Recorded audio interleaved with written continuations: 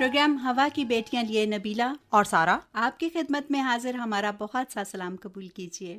سامعین، ہم پروگرام میں بات کرتے ہیں خواتین کے حوالے سے، اور ہمیشہ خواتین کا جب ذکر آتا ہے تو ماں، بہن، بیٹی اور بیوی یہ روپ ہیں عورت کے، اور زیادہ تر انہی پہ بات ہوتی ہے۔ تو ہم اپنے پروگرام میں بھی زیادہ تر انہی پہ بات کرتے رہتے ہیں، اور کچھ تجربات اور کچھ مشاہدات جو ہماری زندگی میں آتے ہیں ان کو ہم آپ کے ساتھ بانٹ لیتے ہیں۔ تو آج بھی ہم کچھ اسی قسم کی باتیں کریں گے۔ سارا، آپ سے جو بات میں کرنے لگی ہوں وہ بڑی عجیب سی لگتی ہے، کیونکہ میں ذکر کرنے لگی ہوں اپنے ہمسائے کا۔ ہمسائے کا ذکر ہاں خیر جی، ہے۔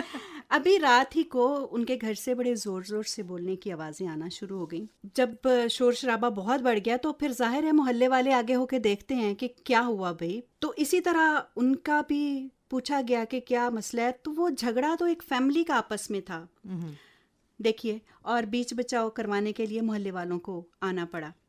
اور سارا دیکھیں یہ کس قدر بری بات ہے۔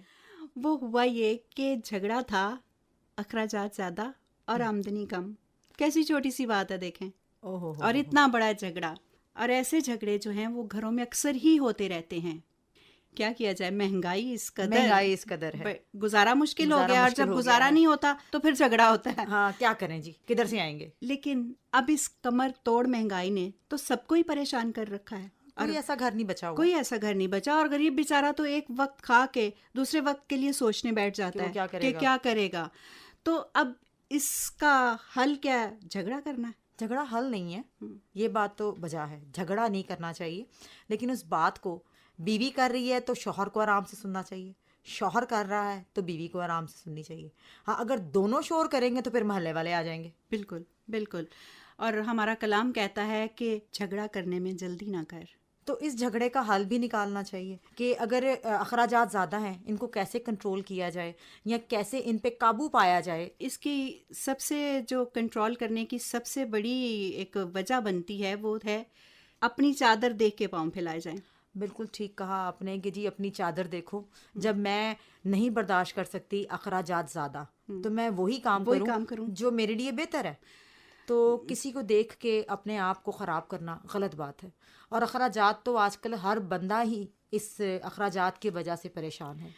سارا کلام مقدس میں لکھا ہے کہ محبت والے گھر میں ذرا سا ساگ پات عداوت والے گھر میں پلے ہوئے بیل سے بہتر ہے۔ یہ دیکھیں کتنی بڑی بات ہے جو کلام نے ہمیں بتائی ہے۔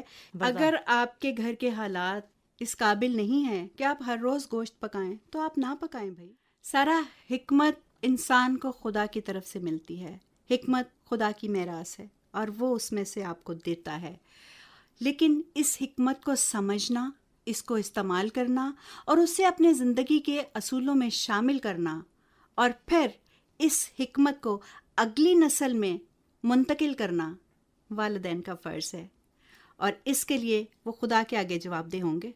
صحیح کہہ رہی ہیں آپ، خدا کے آگے جواب دہی ہونا ہے، ہم سب نے ہونا ہے۔ اور میں کئی گھرانوں کو جانتی ہوں جن کے گھروں میں بہت زیادہ مسائل ہیں، لیکن وہ اپنے گھروں میں لگاتار اکٹھے ہوتے ہیں، خدا کے حضور جھکتے ہیں، اور یقین کریں ان کے گھر کا ماحول اتنا خوبصورت ماحول ہے کہ ان کے گھر میں کمی ہو کے بھی لگتا نہیں کس چیز کی کمی ہے۔ بالکل، ان کا گھر محبت بڑھ جاتی ہے، محبت بڑھ جاتی ہے۔ وہ اپنے بچوں کو سکھاتے ہیں کہ تم نے پریشان نہیں ہونا، تم نے خدا کی حضوری میں جھکنا ہے، اور پھر خدا ان کی ضرورتیں کیسے پوری کرتا ہے، وہ معجزاتی طور پہ اپنے غیبی خزانے سے مہیا کر دیتا ہے، اور ان کے سارے مسائل حل ہوتے ہیں۔ میں کئی خاندانوں کو جانتی ہوں، جیسے ایک ماں اچھی تربیت کرتی ہے، اس کی بیٹی یا بیٹا اچھی تربیت پا لیتے ہیں تو وہ اچھے گھرانے بناتے ہیں۔ جب اچھے گھرانے بننے میں آتے ہیں تو جب اچھا معاشرہ بنتا ہے تو اچھے شہر بنتے ہیں، اچھے شہر بنتے ہیں تو اچھے ملک بنتے ہیں، ملک بنتے ہیں تو دنیا اچھی ہوتی ہے، قومیں ترقی کرتی ہیں۔